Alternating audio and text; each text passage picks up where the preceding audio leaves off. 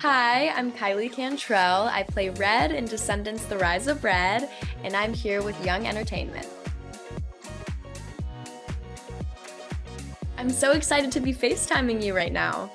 I'm so excited to be FaceTiming you. Thank you so much for picking up. So, is there one must do that you do before every audition to get you kind of in the headspace, prepared before you walk in the room, or I guess before you turn on the Zoom? Because I know a lot of auditions are Zoom these days.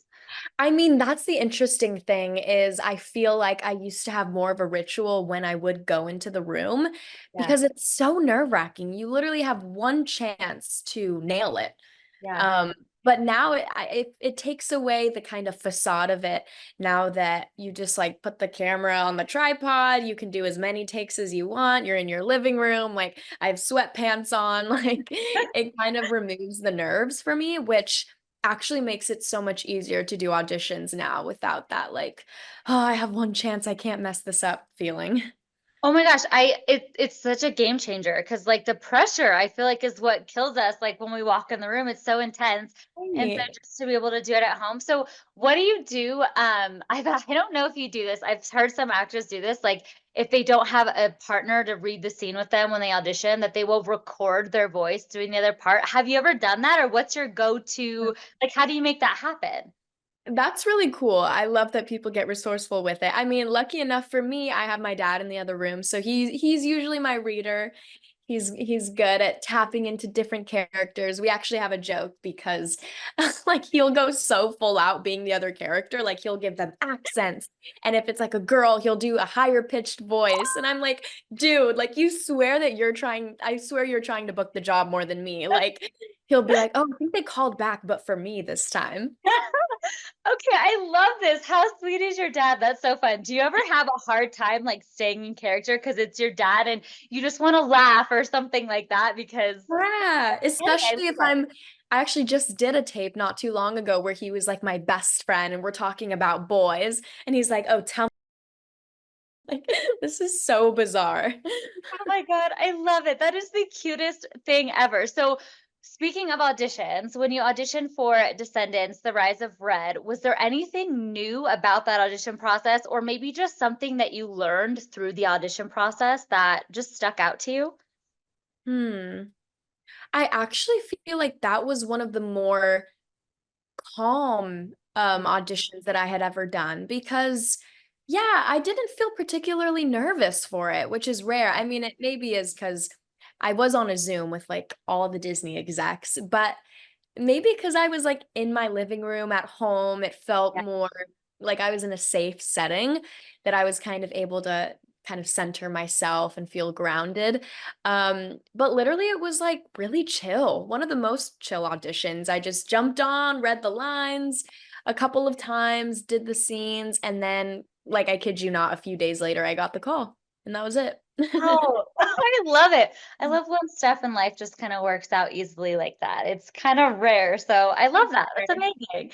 So when you since you're doing these on Zoom most of the time, how into character do you get with what you wear for your audition? Or do you kind of just have a go-to look that you always do? Or do you try to dress according to the role?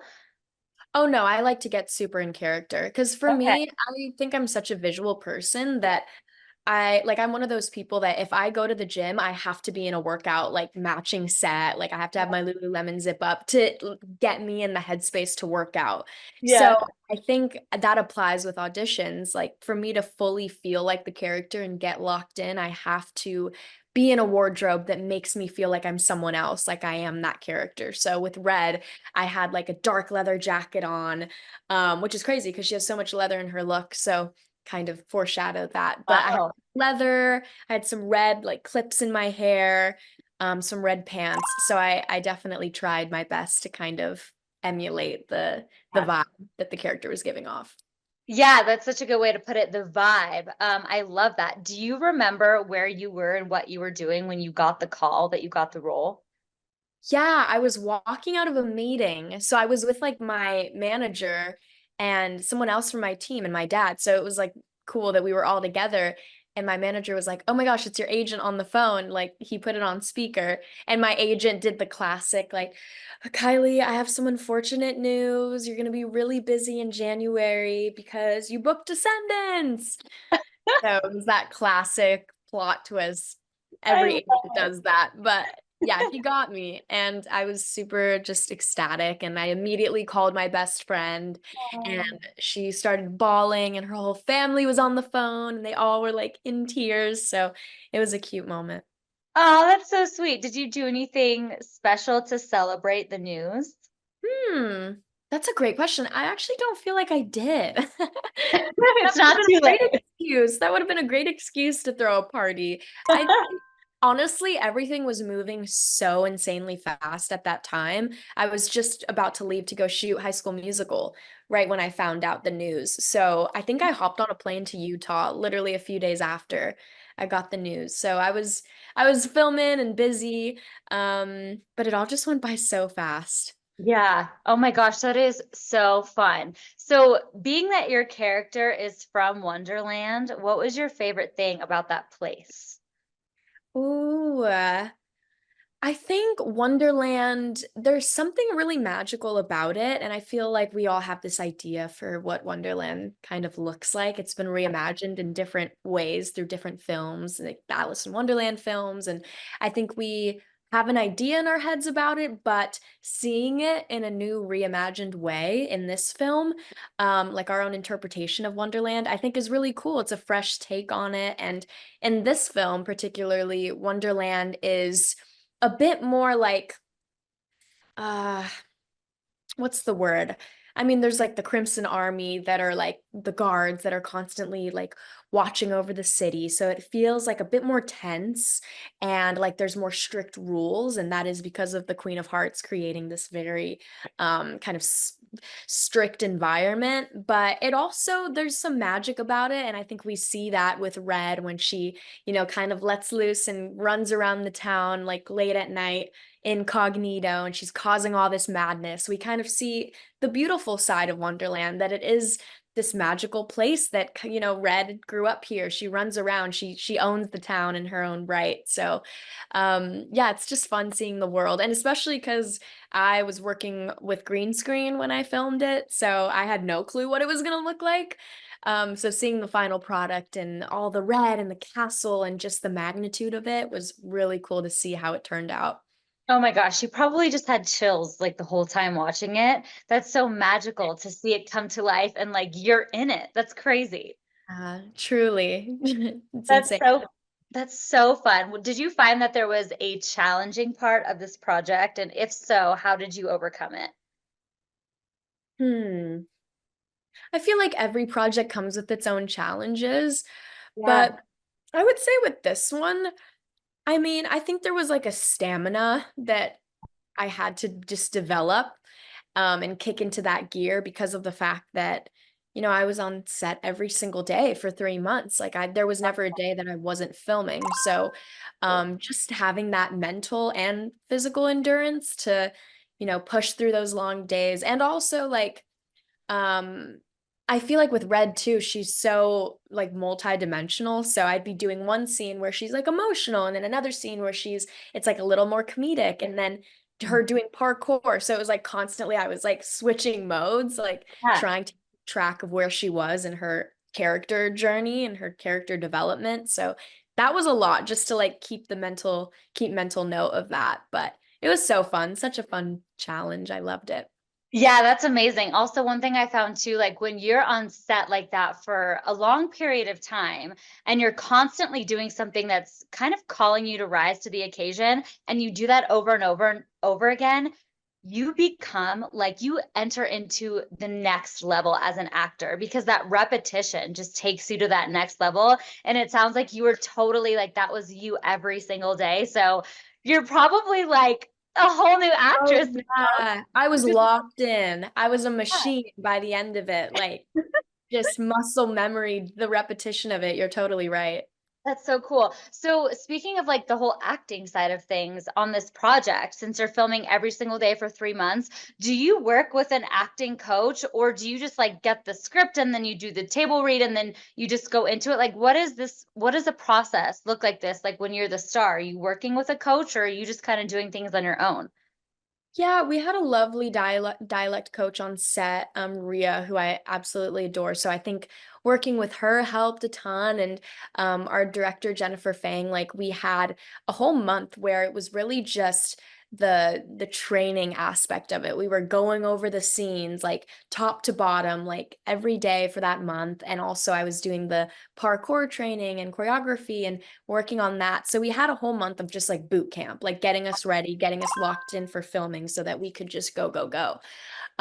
So I feel like I was so in it and I knew the character like the back of my hand by the time we started filming because I put that time in to figure it out beforehand. So I think that that really helped, but I feel like every actor has their own method and with me and with Red, I think I just tried to really make her as real to me as possible. So I did like I had a notebook where I would write diary entries as Red and try to just figure out all her layers and all the little parts of her that make her who she is so that, it felt real and felt vulnerable. So I think that that helped a lot, but I don't know. I just like to put the work in ahead of time so that when Yeah, I get set, I can just like have fun and play. totally. Do you have a trick to memorizing lines?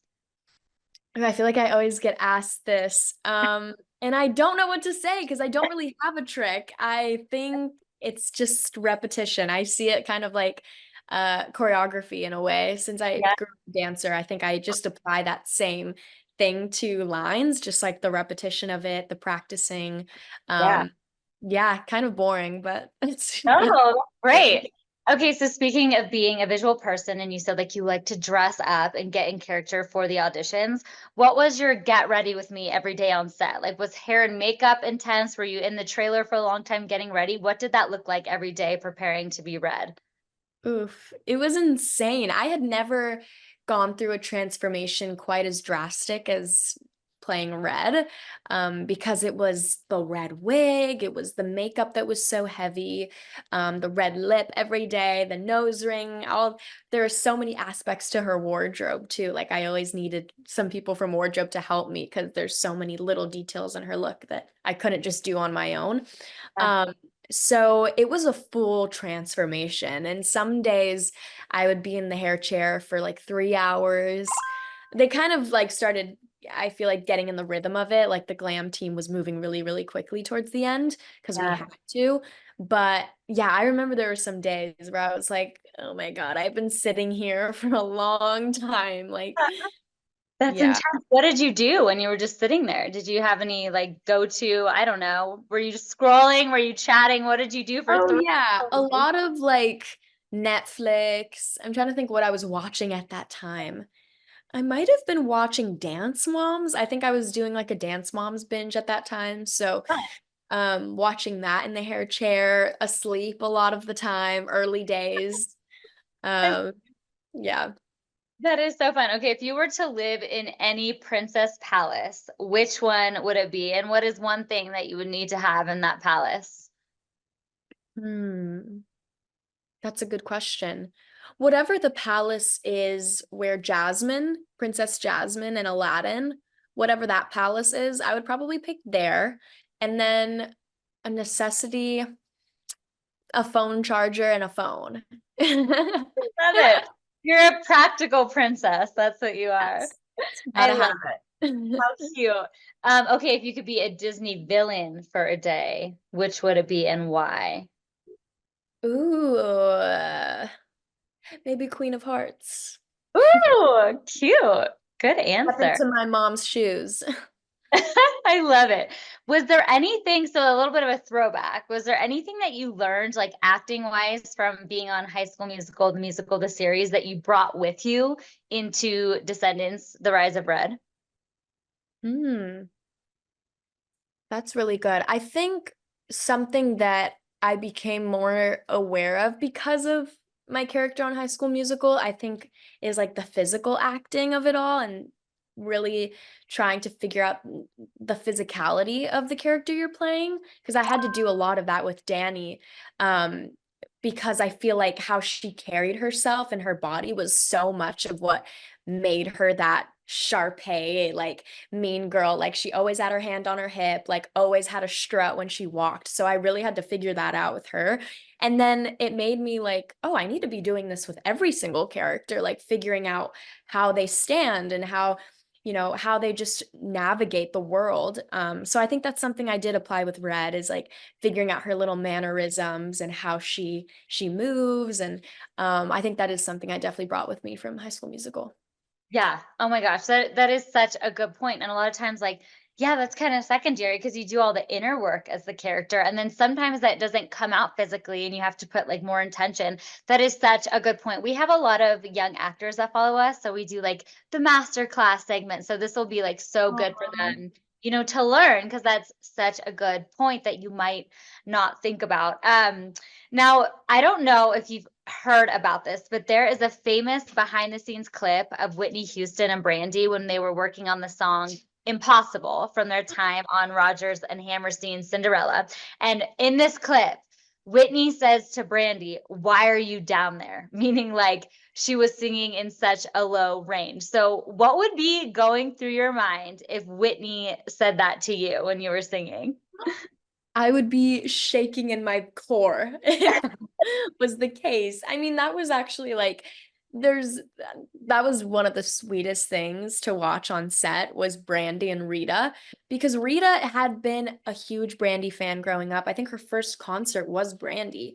So that was such a cool moment to witness them meeting and how they interacted with each other. And when we were shooting that coup scene where we're all in it together, my mom Rita and Brandy, they spent a lot of time together, and watching them, they would like sing with each other. And Rita was even asking Brandy, like, oh, I want to add a little run in this scene. Like, what little run should I do? And Brandy was like, oh, you should do whoa, like giving her little ideas. And like Rita was like, oh, Yeah.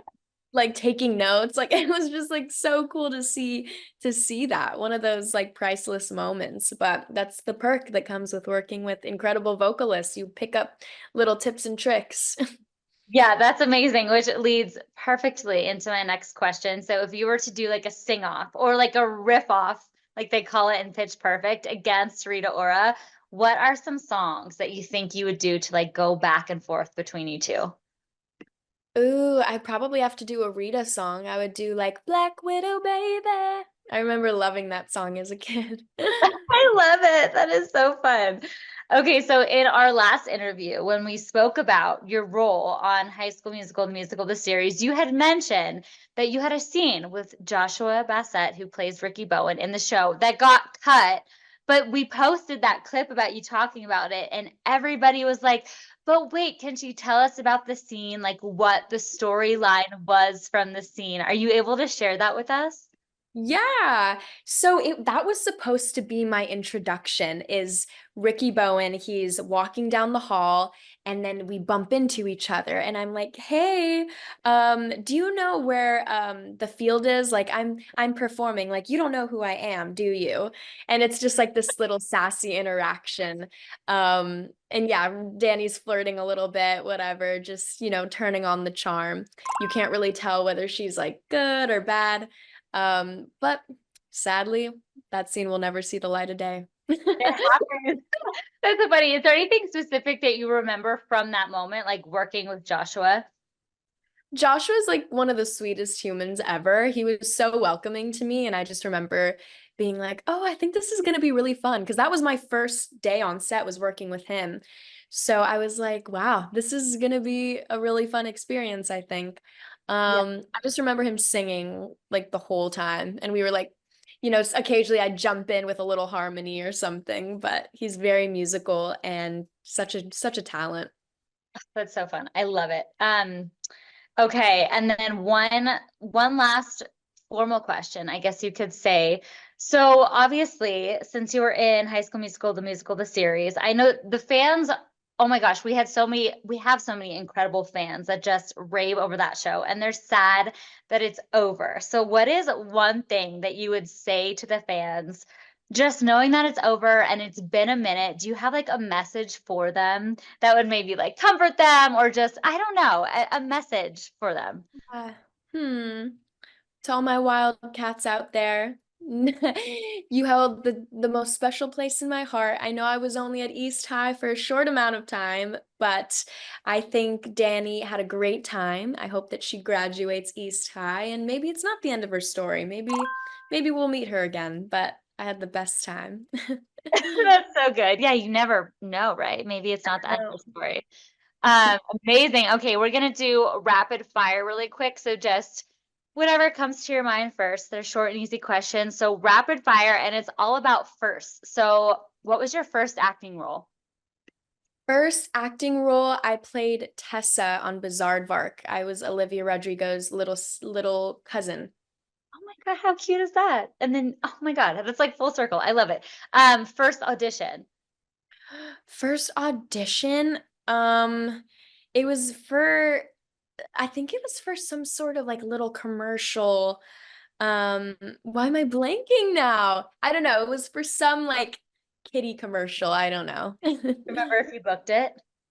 I don't think I booked it. I don't think I did. I remember being so sad that I Oh, didn't book it. I had like one line in the commercial. Oh, I think it was like a car commercial so where I cute. just had to like say one little line, but unfortunately didn't book it. Do you remember how old you were? Think I was like 6. So that's hard, right? When you get a no when you're 6 and you can't really understand. You're like, why didn't I get this? I know that's what sent me on my villain arc. I was like, I need to book something after that. I love it. That's great. Your first day on set. First day on set, it was a national Target commercial. And that was like, actually, that might have been my first role because I had lines in it. Cool. Um, but yeah, funny story. I thought that I was going to be a background dancer, and I didn't find out till that day that I was like gonna have lines, and it was just me in the commercial. So I was like, oh, that's crazy. Good to know. Did they just give you the script right then and there? Yeah, basically, Oh my God. I was taken aback. That's so funny. One time, when I was living in LA and I was doing like background work, I showed up to set. And so there's like a bunch of extras. It was actually for a backup dancer thing too. And so we're all sitting there and then they start calling out names and they started calling my name. I was like, what could they possibly need me for? And I was actually there to be, it was for a music video for this artist and it was to be their, like their double to mark all the choreography and stuff. And I was like, what? I had no idea, but I was like, I was her same height, same hair color and everything. And it Right. was like the most fun day ever. And it was the most pleasant surprise because I had no Well, idea what I was you getting never into. know. You got to always come camera ready. You never know what's gonna happen. Exactly. It's fun. Okay. So do you remember, let's see, your first dream role, like when you were younger watching something and you're like, oh my gosh, I want to play that or be that someday? I would say probably the first character that I was like super obsessed with was Alex Russo from Wizards of Waverly Place. Cute. Like, I thought that was the coolest to be a wizard and cook up spells. Yeah, that's a good one. Your first on-screen kiss, if you've had one.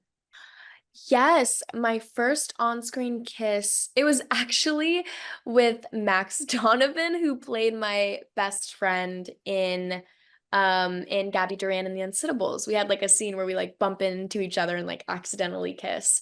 But I think that that was my first one. Oh my gosh, I've interviewed him. He's so nice. I've Yeah, heard he of him. is He's the sweetest. cool. Any like behind the scenes, like, I don't know, moment about that kiss? Like, was it awkward at first? Was it funny? Did you guys have to like practice? Like, how did that go down? Oh God. No, we didn't really practice. I mean, it was like one of those that we did like 2 takes and they were like, okay, we won't make you guys do that again. Like, but it was fine. I mean, he was just, it was easy to do with him. He's just a friend, so it was all Yeah, chill. that's fun. First time you had to cry on cue. Cry on cue. Hmm. That's good. I would say it was probably for Gabby Duran. Um, yeah, probably for like the finale of the first season. I had to like have a little emotional scene. So I think that was the first time. And how did you do that? That's a big question that we get. Like, how do you cry on cue? I think for me, music is such a helpful tool to get me to that place. Like I have a sad playlist. I would just go in my trailer, put my headphones on, and just think about something sad and listen to sad music, and it puts me in the vibe.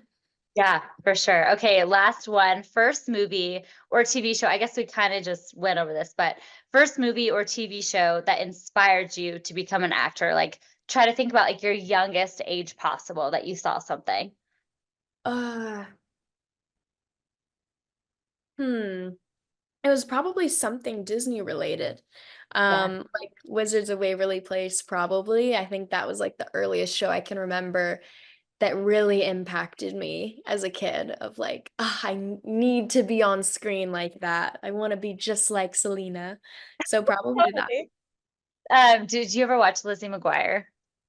Well, that was a little before my time. I've seen Okay. some reruns of it. I think it's a cute show, but I didn't catch it while it was like on TV still. Yeah, that was like, I feel like that one was a huge deal. Like that and the original High School Musical, like for my generation, was Yeah. like the big, like, oh my gosh, I'm watching these shows. I want to be on Disney Channel someday. And I think Wizards was like right after that, like right along like Sweet Life too, or maybe Sweet Life was a little bit before. Yeah, that was like my era where I was really into Disney was like Sweet Life, Wizards, like Yeah. Shake It Up. Thank you guys for watching. It's me, Kylie Cantrell, and make sure you subscribe to Young Entertainment.